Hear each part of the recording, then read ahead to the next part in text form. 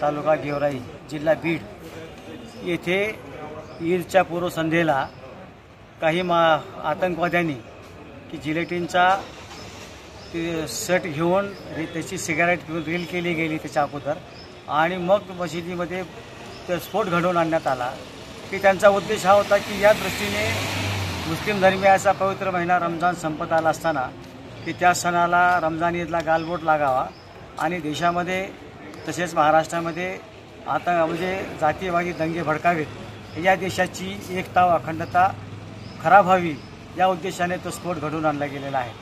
हे अतिशय निंदनीय असून या घटनेचा आम्ही निषेध करतो।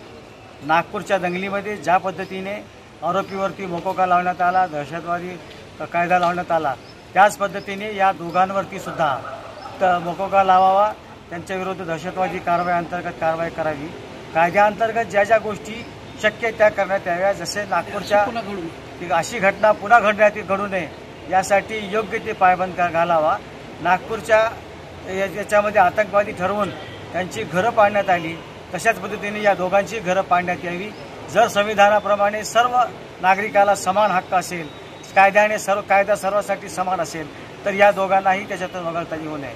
केवळ हिंदू आहेत म्हणून त्यांना जे आहे की ते माती फिरू असतात आणि मुस्लिम कुणी गुन्हेगार असतो तेव्हा तो आतंकवादी असतो, हा मापदंड हे आश्चर्यकारक आहे।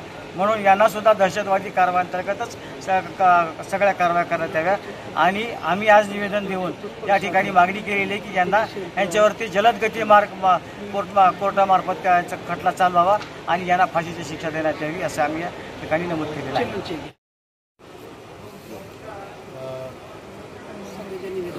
पवित्र रमजान ईदच्या पूर्वसंध्येला अर्धमसला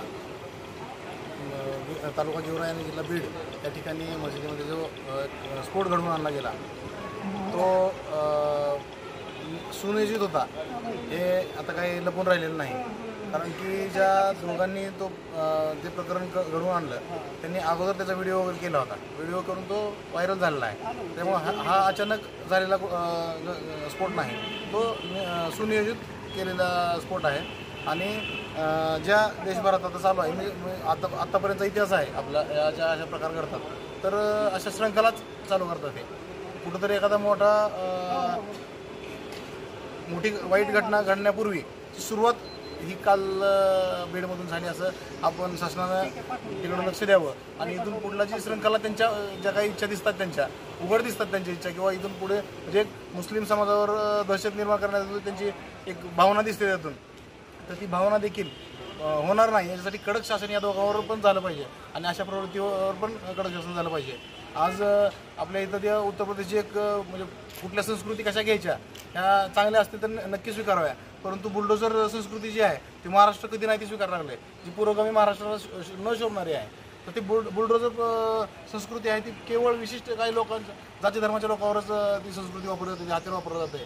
तर त्याचा वापर जर खरंच हे शासन कायद्यानं चालत असेल, सांगत असतील कुठल्याही गुन्हेगाराला आम्ही सोडणार नाहीत आणि कडक शासन करू आम्ही, हे जे आपले देश महाराष्ट्राचे गृहमंत्री सांगत असतील, तर आमची देखील तीच मागणी आहे की त्यांची भावना या दोन्ही कालच्या गुन्हेगारांवर ठेवावी। त्यांची घरं ज्या पद्धतीने तिथं बुलडोझर लावून इतरांची उद्ध्वस्त केली त्या पद्धतीने यांची पण करावी। खरं तर हे बेकायदेशीर आहे, लोकशाहीला किंवा संविधानाला अनुसरून नाही, परंतु त्यांची जी प्रवृत्ती आहे त्या प्रवृत्तीलाच शोभनीय आहे म्हणून त्यांच्यावर पण बुलडोझर फिरवावं अशी एक आमची तीव्र भावना या ठिकाणी झालेली आहे। हा लोकशाहीवर होणारा सततचा घाला जो आहे हा थांबवायचा असेल तर शासनाने लक्ष द्यावं, अन्यथा शासनाच्या विरोधात वेगवेगळ्या पद्धतीने आम्ही लोकशाही मार्गाने तीव्र आंदोलन करू, याचा निषेध करू आणि सतत करत राहू।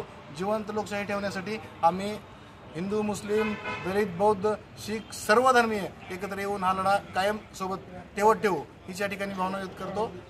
धन्यवाद।